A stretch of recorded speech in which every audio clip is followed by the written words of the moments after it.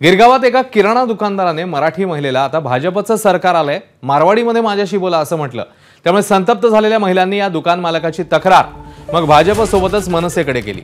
मराठी माणसांना मारवाडी बोलण्याचा आग्रह करणाऱ्या या दुकान मालकाला मनसैनिकांनी खेतवाडीतल्या मनसे कार्यालयात बोलवून त्याला चोप दिलाय। शिवाय त्या दुकान मालकाला त्या महिलेची माफीही मागायला लावली आहे।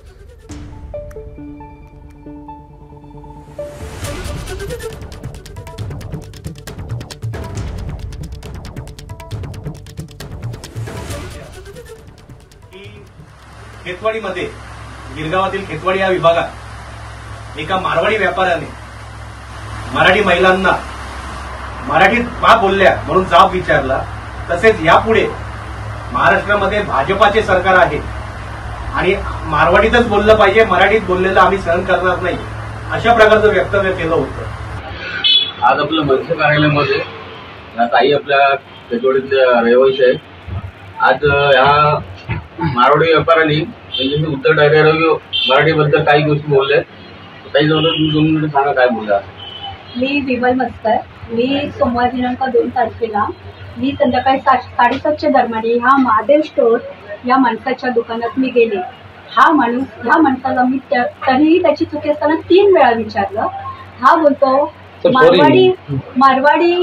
मारवाडी में बात करने का। मी याला 3 वेळा विचारलं, क्यों 3 वेळा विचारलं, तरी हा माणूस मला म्हणतो बीजेपी आया है तो मारवाड़ी में बात करने का, मराठी में बात करने का नहीं, अभी मुंबई बीजेपी का, मुंबई मारवाडी का। तर आता ह्याच्यावर तोडगा काय? सॉरी मला ह्या बाबतीत आता मलाही न्याय पाहिजे आणि सर्व मराठी बांधवांसाठी आणि भगिनींसाठीही न्याय पाहिजे आणि आम्हाला आता ह्या आमच्या महाराष्ट्रात आम्हाला हक्क पाहिजे। आणि मी ही कंप्लेंट घेऊन लोढा साहेबांकडे गेले होते, तर लोढा साहेबांनी मला उद्धटपणे उत्तर दिलं की ये हमारे में झगड़ा लगाने का काम कर रहे हैं। तर आता मी यांना उत्तर काय द्यायचं?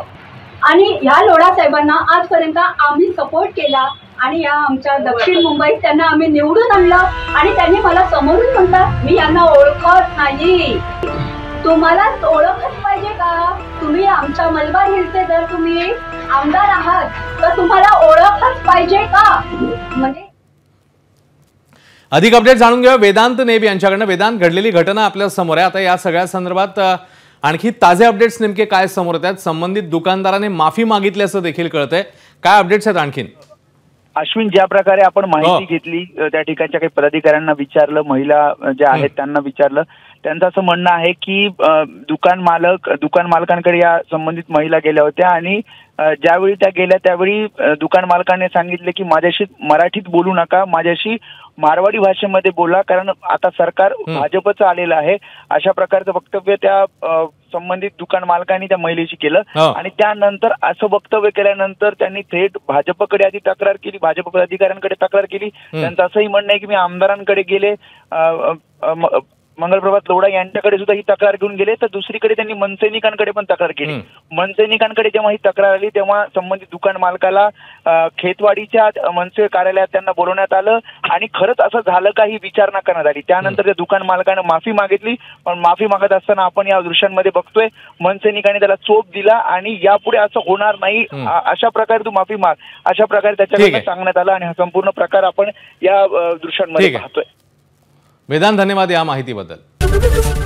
एबीपी माझा, उघडा डोळे बघा नीट।